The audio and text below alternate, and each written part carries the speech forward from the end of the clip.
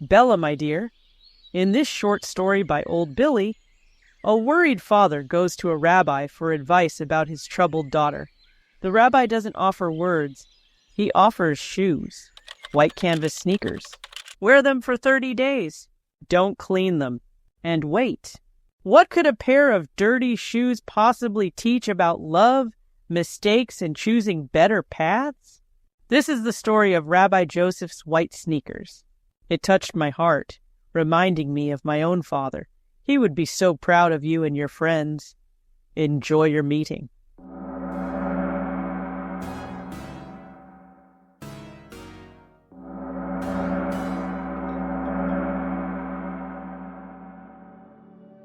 Rabbi Joseph's white sneakers. The father was nervous during the ceremony at the synagogue, so much so that Rabbi Joseph noticed something was going on. He quietly asked a member of the congregation to bring the man to him. Not quite knowing what to say, the father approached the rabbi out of respect for his authority. The rabbi went straight to the point. What was troubling him? The father explained that he no longer knew how to communicate with his daughter, who had an extraordinary talent for getting herself into trouble.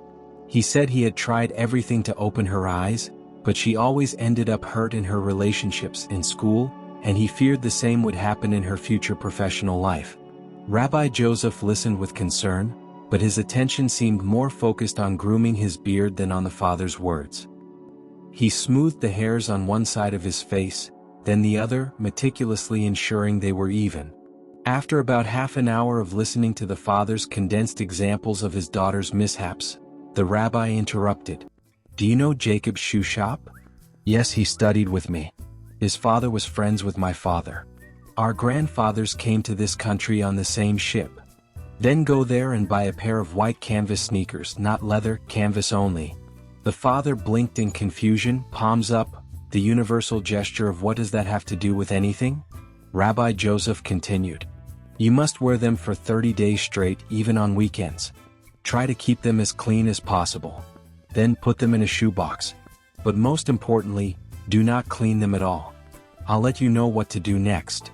The father returned home convinced that he must be the problem in the communication gap. He had tried to explain one thing, and the rabbi had apparently understood something completely different. Was that what happened every time he spoke to his daughter? Still, he shared the strange encounter with his wife, Sarita.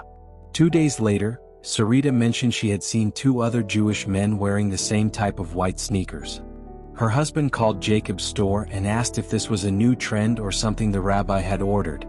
Jacob replied that he had sold 18 pairs of those same shoes, each to members of the synagogue, all on the rabbi's advice. That was a relief. It meant he wasn't the only one confused. Maybe, in his rush to explain everything to the rabbi, he had missed some important part of the instruction?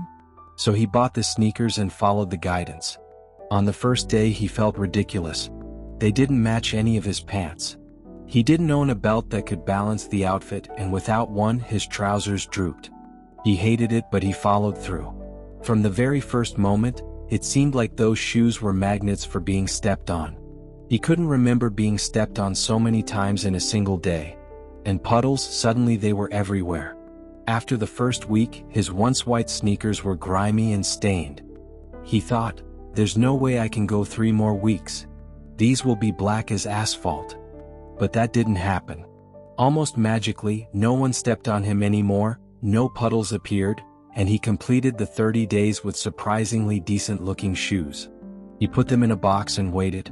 Every Saturday afterward, the father came to synagogue hoping for further instructions from Rabbi Joseph, but nothing. 3 months passed, and then he received a letter inviting him to an event. The letter asked him to attend wearing the white sneakers. He thought about telling his daughter about the rabbi's magic. But he decided to wait until after the event, curious to see what it was all about. After all, more than 19 Jewish men were involved in this peculiar mission. It was a modest gathering held in a classroom attached to the temple. 30 men each wearing those silly sneakers.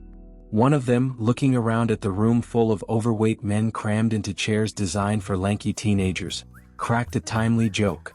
"What's the difference between a scout and a scout leader? Easy, the scout is a kid dressed like a fool. The leader is a fool dressed like a kid. It was politically incorrect but perfectly timed. The whole room burst into laughter.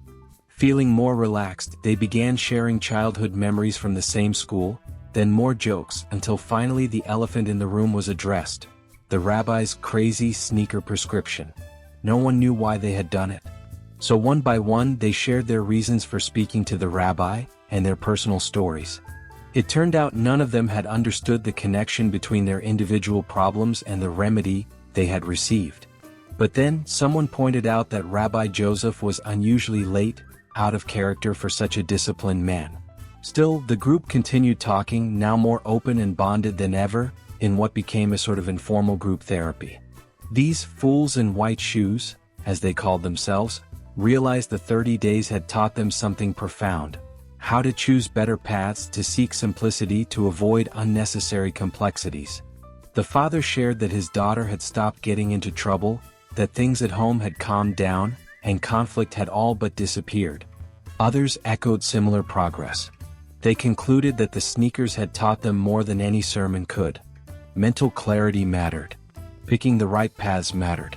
Sometimes it's better to wait for the rain to stop and the sidewalk to dry. When the path is dirty, it's obvious that dirt will stick to us. There's no need to prove anything. No need to challenge bad circumstances when good results are what we seek. A bell rang, signaling the end of the school day. It was then they realized the entire morning had passed and the rabbi had never appeared.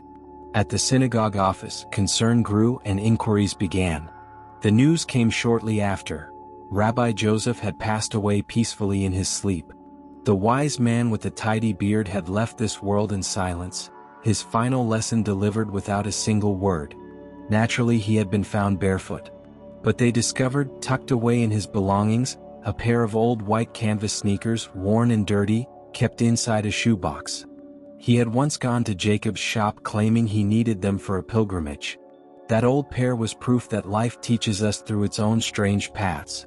That sometimes, we need mud to appreciate the sheen of wax on marble.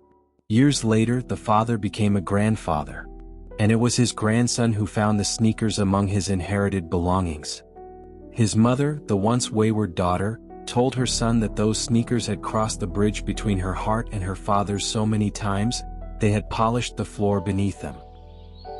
And that shine had become the reference for every step she would take thereafter.